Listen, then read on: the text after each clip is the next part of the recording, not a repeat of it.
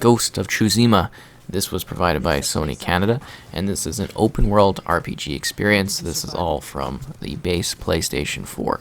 So in the game, you play as a samurai, or well, an individual that goes beyond the idea of what a samurai is to become a ghost, a haunting figure that is willing to really bend the rules of the honor code in order to get things done, in order to liberate its people across this large-scale island. So this is, of course, a open-world RPG experience with a emphasis on the narrative elements of play. Now with that, some of the stuff's a little cliche in the story, and some of the beats a little predictable, but it does actually dig in deep. It provides some very well done emotional aspects, a compelling story, interesting characters, and those characters are fleshed out further if you take part in the various side missions. Within this large world, there are a number of posts you can liberate, a number of places you can visit. Of course, I've mentioned many side stories that, again, flesh out the various characters and the world around you. There's so many different things you can do with it, and it grows as you progress, and you can come back to it as well as you finish the story if you want more. Now, I briefly want to talk about this really cool Kurosawa Mode. It's basically a cinematic black and white style take on the game that you can turn on at any point. It is beautiful. I do suggest trying it at least once because it is so stunning. It's really hard to choose whether you want to play the game like this or if you'd like to play it regularly. And I say regularly because that one is also just beautiful with such a wide range of color vibrancy. It's gorgeous to look at the game normally, but when you throw this on, there's just something so striking, so cinematic about it that I absolutely loved. And I'm just showing off a brief bit of this so you can actually see it in action. I should also mention for gameplay, this is all from the initial act of the game. There was only so much we were allowed to show, but we can talk about the full experience, which is really appreciated. So this was generally a really well done game. I loved the themes of the honor of a samurai. While it might seem like in the middle that those concepts are left a little bit, they do get picked up really well towards the end. And while that could have been handled a little bit better, I did think they did a really good job with the story, the honor, and the concept of what is a samurai in regards to their beliefs and systems. I think they nail the look, the style, and the world of where this is supposed to take place. You're basically on off-land from the mainland of Japan, where, again, the Mongols are coming. They're causing problems, and they're wanting to push forward. And you kind of need to put a stop to that, and you need to do so through many tactics in different ways. Now, with the combat here, it's very interesting and unique. I compare it a lot to Assassin's Creed, just the game in general, minus the verticality elements. That's not to say you don't do some climbing. Climbing just isn't as much of a focus as it is in that game, but that really is how this feels in regards to the various systems, this type of stealth within the game. I did feel that they could have made the stealth systems a little bit more engaging. They're quite light, again, comparing that to the Assassin's Creed style. This game really does seem to borrow a lot of elements from other first-party titles on the PlayStation. The whole kind of cover system in the grass really feels reminiscent of Horizon Zero Dawn, but this game really is quite unique compared to those. They do so many cool things within the world. It's full of luscious detail. I love in the close surrounding and even the medium distance the density of the flora, the grass, the trees, the dirt that you can kind of step through and make small imprints in some spots. It looks stunning, and each area of the game is just absolutely gorgeous and completely different.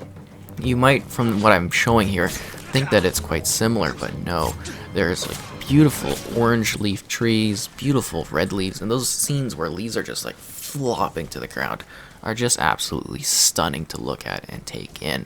They really are beautiful. And then it gets a little bit colder, a little bit more tense as you progress. Some of it's a little bit darker, and I'm not talking about those elements at this current point because they are out of the scope of what I'm showing gameplay-wise, but visually the game changes a lot, as does the tone of it as well as you progress. You're meeting all these interesting characters, perhaps going in on their stories, and you're doing so on foot or with a horse. There's fast traveling. There's just quite a lot to this game. And now we can talk a little bit about the combative mechanics. So I did find this quite hard at the start. I wouldn't compare it to Dark Souls because it's not at all like that, but I just want to give a sense of, yeah, it is quite a bit difficult at the start, but as you get powers, it becomes easier and easier. Now, they're not powers, but they're abilities. You get to improve the types of weapons you have, what stealth options you have, and there are a plethora of different skill trees and upgrades that you can do to your character in regards to your armor, your weapons, your general skills and abilities. It really is quite in depth and very well done. It's also a pleasure to kind of build up your character and unlock these unique skills, throwing certain bombs, using poison blow darts. And again, that kind of idea and those weapons and tools you use feed into the idea of what is a samurai. And I think that's really quite interesting, that narrative beat in particular, because it wasn't really expected. Oh, and you do also quite bond with your horse in ways that you would maybe not expect, which is kind of enchanting. I do think combative-wise that this does sort of suffer the Assassin's Creed issue in regards to feeling overwhelmed, but that's mostly at the start. So I bring this up again because we mentioned this before, because you do get unique stances. So at the start you don't really have those options, but as you take out leaders and you grow as a individual, a ghost, you do begin to get these extra abilities that you can kind of switch between, these stances. Some stances are better for using, taking out shield guys, or for, say, using your abilities to move around people that have pikes or, long spears, which are basically the same thing, but I'm just trying to make sure so everybody understands that aspect. Or one might be good for swords, or one might be good for brutes, which are the far bigger guys. So you get this combination of skill sets that you're able to use in order to take out your opponents. Now, if you are having any issues, the game is quite accessible in terms of difficulty options. And I do find it interesting how, even though, a lot of troops might seem generic, every once in a while within the groups you'll find one or two guys that are a little bit tougher, a little bit more difficult to take out than the others.